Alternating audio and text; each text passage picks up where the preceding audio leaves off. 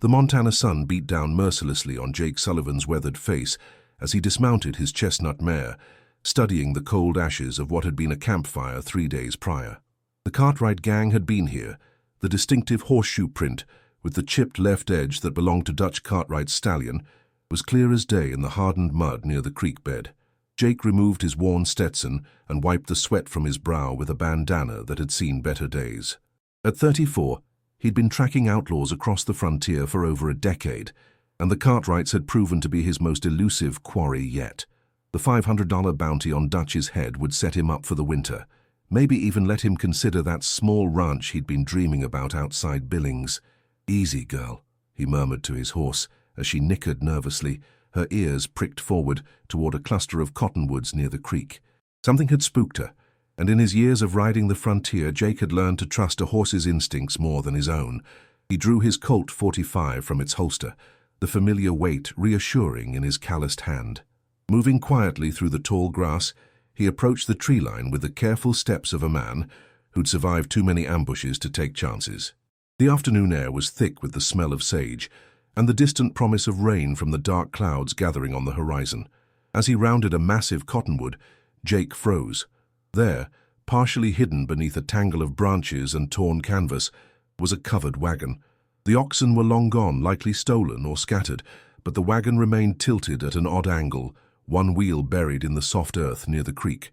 His pulse quickened as he approached, noting the bullet holes in the canvas cover and the dark stains on the wooden sides that could only be blood.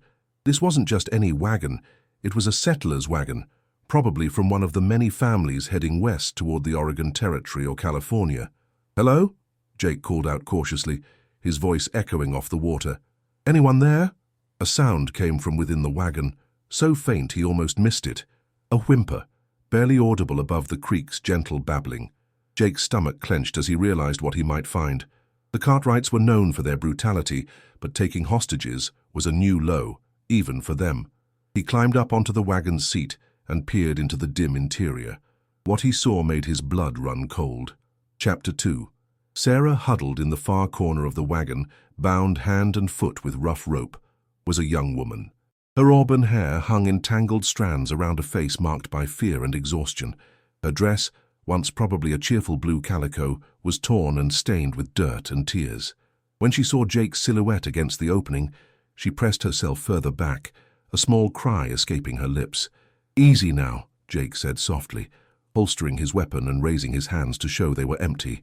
"I'm not going to hurt you. My name's Jake Sullivan. I'm tracking the men who did this." The woman's green eyes darted between his face and the opening behind him, as if expecting the outlaws to appear at any moment. Her lips moved, but no sound came out. Jake climbed carefully into the wagon, moving slowly so as not to frighten her further. The interior reeked of unwashed bodies and fear. Scattered around were the remnants of what had once been a family's worldly possessions: a child's wooden toy, a woman's hairbrush, a daguerreotype of a stern-faced man with kind eyes. "What's your name?" Jake asked gently as he reached for his knife to cut her bonds. "Sarah," she whispered, her voice hoarse from disuse or screaming. Jake didn't want to think about which. "Sarah Mitchell. Please, are they coming back?" "Not if I have anything to say about it," Jake replied, carefully cutting through the ropes around her wrists. The skin beneath was raw and bloody, where she'd struggled against her restraints. "How long have you been here?" 3 days. Maybe 4, it's hard to remember." Sarah winced as circulation returned to her hands. "They killed my father, shot him when he tried to protect me, my mother and little brother. They were visiting my aunt in Deer Lodge. We were supposed to meet them there." Jake's jaw tightened. The bastards had murdered an innocent man and terrorized his daughter. This wasn't just about bounty money anymore. It was personal. "Can you travel?" he asked, noting how she favored her left ankle when she tried to shift position. "I think so. They didn't—" Sarah's cheeks flushed red, and she couldn't meet his eyes. "You don't need to explain," Jake said quickly, understanding what she was trying to say. "The important thing is getting you to safety. There's a doctor in Helena, about 2 days' ride from here. Can you manage sitting a horse?" Sarah nodded, though Jake could see the effort it took. She was stronger than she looked. Most women would have been broken by what she'd endured, but there was steel in those green eyes that spoke of prairie stock. The kind of people who carved civilization out of wilderness with nothing but determination and grit. As Jake helped her from the wagon, the first fat raindrops began to fall from the darkening sky. Sarah stumbled, and he caught her elbow, steadying her against his chest. For a moment they stood frozen, two strangers bound by circumstance and the growing storm. "We need to find shelter," Jake said, his voice rougher than he intended. "Can you help me gather what supplies we can from the wagon? We'll need food and blankets if we're going to make it to Helena." Sarah nodded, and together they salvaged what they could from the wreckage of her former life. A few cans of peaches, a water barrel that had somehow survived unbroken, and a thick woolen blanket that would keep them warm through the cold mountain nights ahead. Chapter 3. Storm Shelter. The storm hit with the sudden fury that only the Montana Territory could deliver. Within minutes, the gentle raindrops had transformed into a torrential downpour, turning the dusty ground into treacherous mud. Jake led Sarah and his mare toward a rocky outcropping he'd spotted upstream, where a natural overhang would provide shelter from the worst of the weather. Sarah stumbled twice on the short journey, her weakened legs betraying her determination to keep up. The second time, Jake didn't hesitate. He swept her up in his arms, ignoring her protests. "Save your strength," he said over the roar of thunder. "You'll need it for the days ahead." Under the rocky shelter, Jake quickly gathered dry wood from the protected area and built a small fire. The flames cast dancing shadows on the stone walls, creating a pocket of warmth in the growing darkness. Sarah sat huddled in the woolen blanket, watching him work with curious eyes. "You're not like other bounty hunters I've heard about," she said softly, her voice still scratchy but growing stronger. Jake looked up from stoking the fire. "What do you mean?" "The stories I've heard. They talk about hard men who care only for money. Men who'd as soon shoot you as look at you." Sarah pulled the blanket tighter around her shoulders. "But you could have left me there. Continued tracking them for the bounty." "The bounty isn't going anywhere," Jake replied, settling back against the rock wall. "Besides, what kind of man would I be if I left a woman in need?" Sarah studied his face in the firelight, the weathered skin, the scar running from his left temple to his jawline, the gray threading through his dark hair. There was kindness in his brown eyes that surprised her, a gentleness that seemed at odds with the six-gun at his hip and the hard line of his mouth. "Tell me about them," she said suddenly. "The men who did this. If I'm going to be looking over my shoulder, I should know what they look like." Jake hesitated. The details of her ordeal were written in the haunted look in her eyes, the way she flinched at sudden sounds, the careful way she moved as if expecting pain. But she was right. Knowledge might keep her alive if the Cartwrights came looking for her. "Dutch Cartwright is the leader," he began.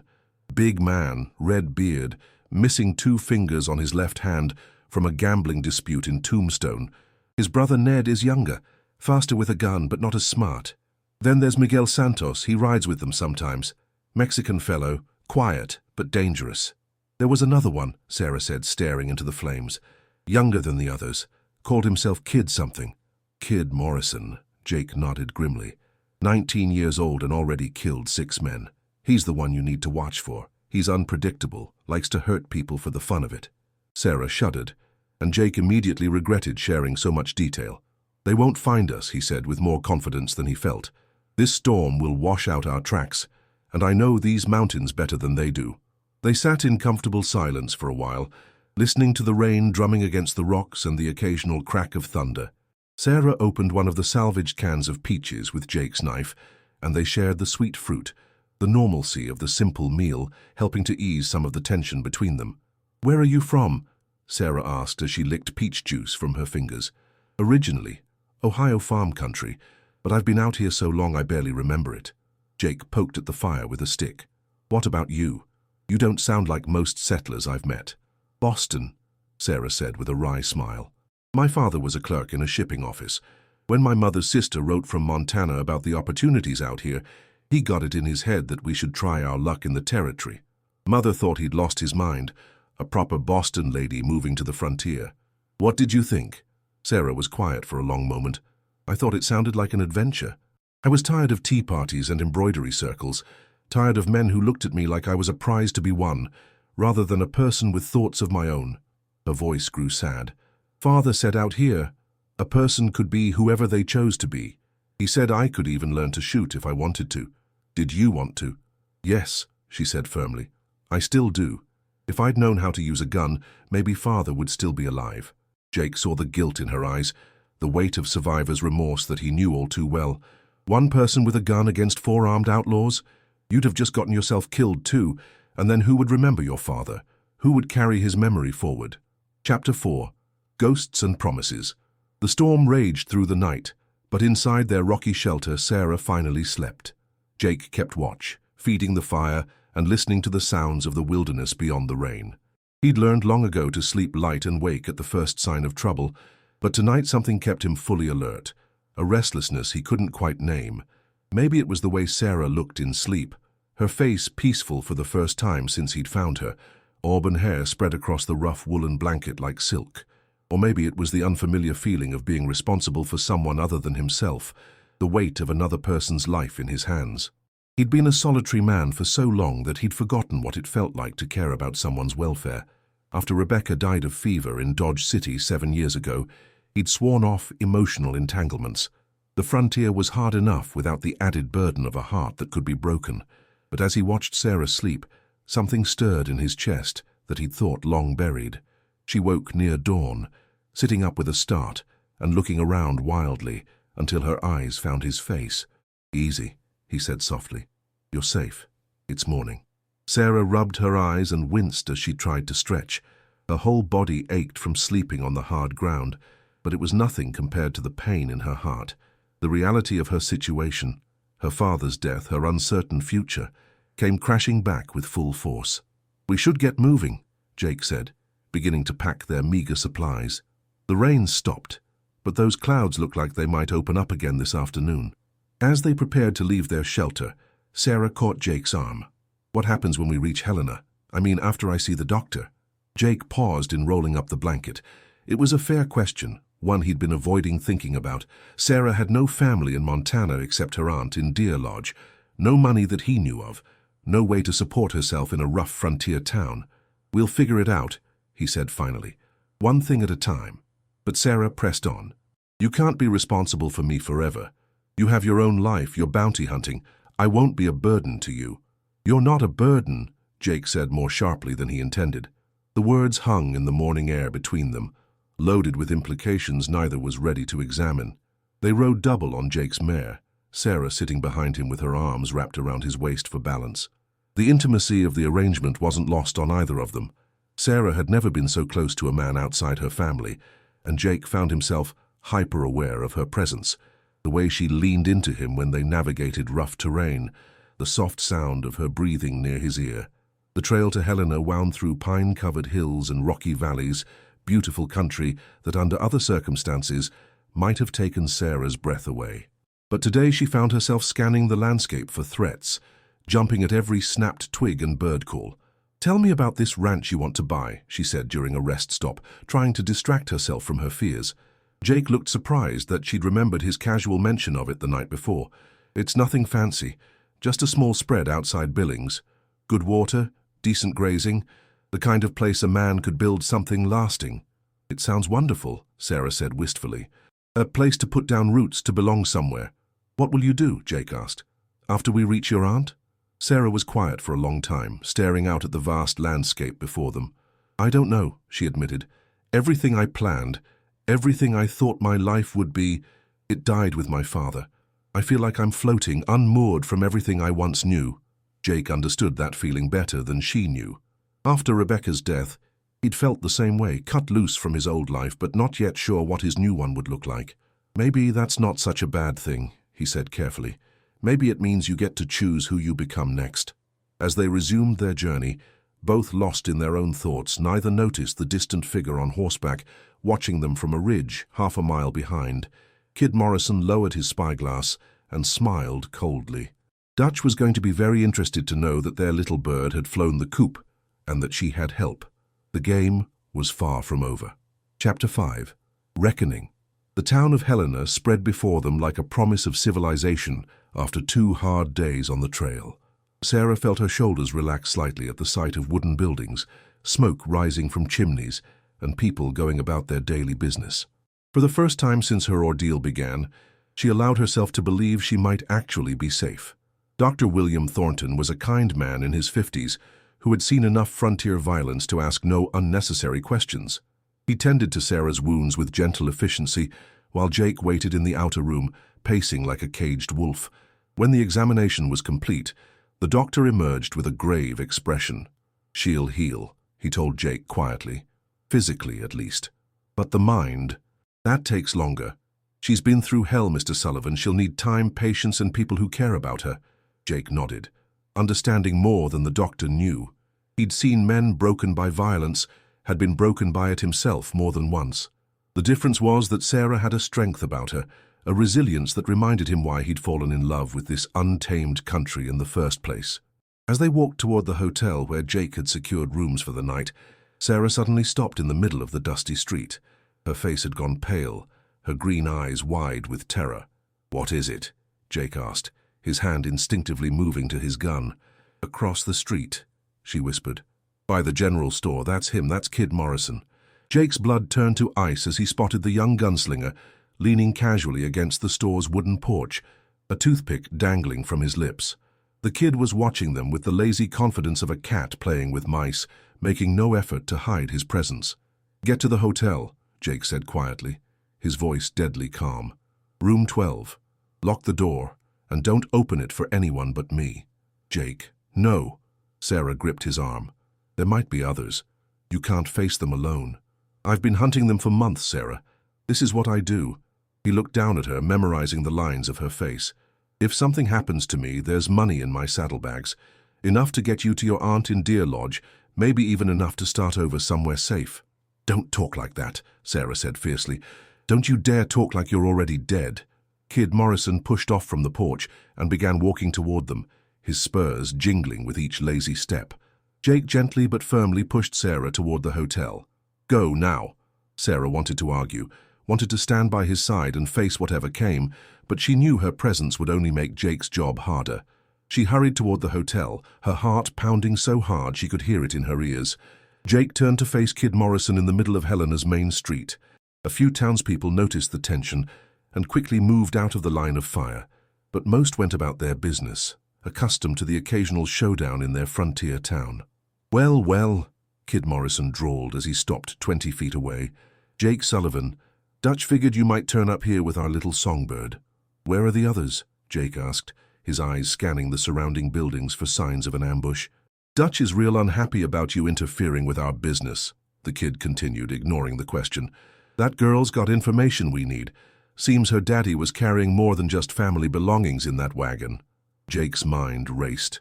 Sarah had never mentioned anything valuable, but then again a man didn't always tell his daughter everything about his business dealings. "She's been through enough," Jake said. "Let her be."